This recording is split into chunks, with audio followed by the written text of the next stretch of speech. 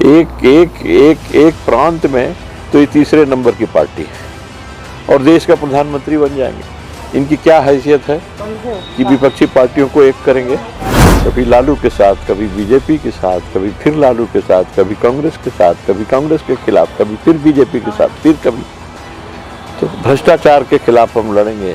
Crime, corruption, communalism, इसके खिलाफ हम लड़ेंगे।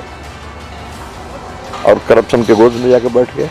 उन सब कामों को तो देखना ही है। अब उनको अडानी और अंबानी यही दिखाई पड़ रहे हैं, तो अंबानी अडानी में फंसे रहेंगे। देश को अडानी अंबानी से मतलब नहीं है। ये अडानी अंबानी कितने पैदा होंगे और जाते रहेंगे। जो जेल से निकले हुए लोग हैं, जो जेल के दरवाजे पर खड़े हैं, जो भ्रष्टाचार के ऊपर उनका अरबों खरबों का इनके ऊपर आरोप लगा है, कुछ जेल से निकले हैं, कुछ जेल जाने का इंतजार कर उनके गोद में बैठ गए। आपकी फिटनेस का राज क्या है? एशवेल रस, ये एक ही बोतल में है। Stress, weakness, acidity, obesity, hair fall, skin की हर परेशानियों का एक ही हल। Ashwell life, diabetes free life.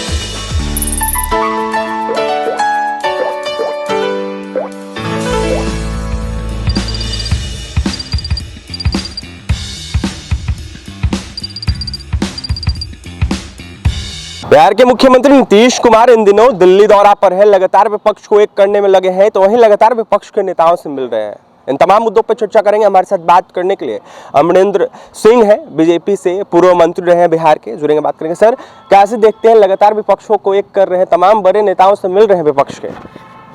हम लोग देखते क्या है, वो अपना काम कर रहे हैं, उनको करिए। अब उनके मन में ये अभिलाषा पैदा हो गई है कि हम प्रधानमंत्री बन जाए। तो प्रधानमंत्री बनने से लिए कौन उनको रोका हुआ है? विपक्षी पार्टियां प्रधानमंत्री बनाएंगी कि जनता प्रधानमंत्री बनाएगी?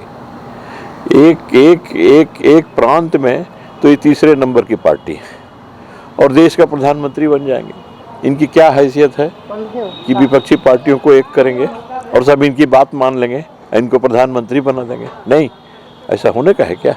लेकिन विपक्ष के नेता सर साथ दिख रहे हैं। विपक्ष के नेता कह रहे हैं हम नीतीश कुमार के विचारधाराओं से सहमत हैं और नीतीश कुमार जो चाहते हैं वही। इनकी क्या विचारधारा है?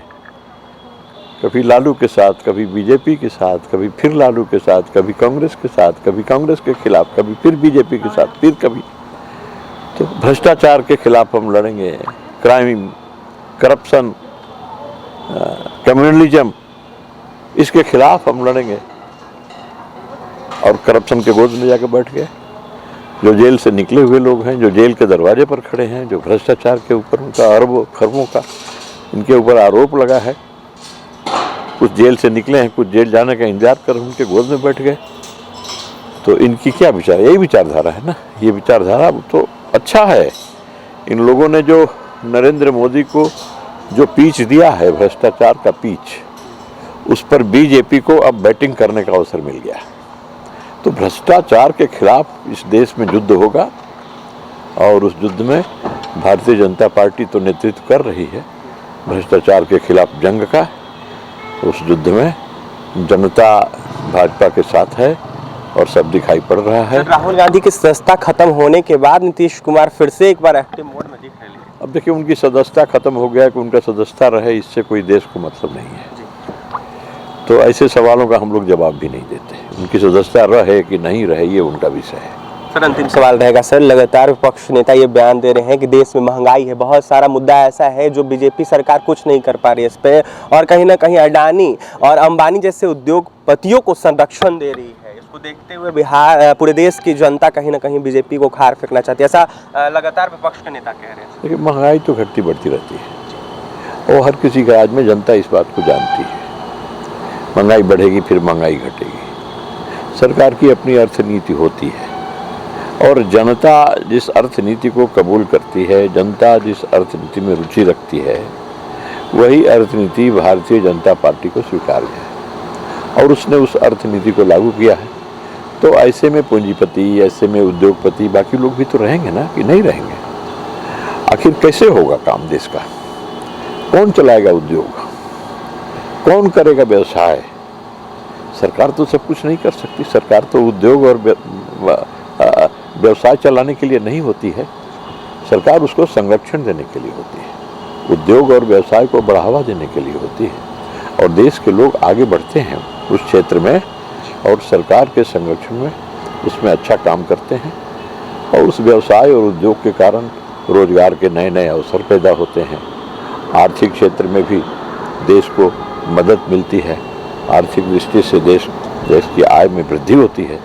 तो उन सब कामों को तो देखना ही है। अब उनको अडानी और अंबानी यही दिखाई पड़ रहे हैं, तो अंबानी अडानी में फंसे रहेंगे। देश को अडानी अंबानी से मतलब नहीं है। ये अडानी अंबानी कितने पैदा होंगे और जाते रहेंगे, लेकिन जनता का जो सुख का, जनता के जो उन तकलीफ़ों का, जनता के ज़रूरतों को, आवश्यकताओं के लिए जो खड़ा रहेगा, जनता उसके साथ खड़ी रहेगी। और भारतीय जनता पार्टी जनता के साथ खड़ी है, जनता भी भारतीय जनता पार्टी के साथ खड़ी है। बिल्कुल, जनता के सुख के, दुख के या तमाम मुद्दों के साथ अगर पार्टी खड़ी रहती है तो जनता उसके साथ खड़ा रहती है। अमरेंद्र प्रताप सिंह थे, बिहार सरकार में पूर्व मंत्री रहे। तो वहीं जिस तरीके से नीतीश कुमार विपक्षी एकता की बात कर रहे हैं, इसको लेकर जमकर नीतीश सरकार पर या फिर विपक्षों पर हमला बोला है, तो वहीं 2024 में नरेंद्र मोदी फिर से प्रधानमंत्री बनेंगे और केंद्र में बीजेपी की सरकार बनेगी। फिलहाल इस खबर में इतना ही। पटना से सहयोगी अजय के साथ अभिषेक की रिपोर्ट।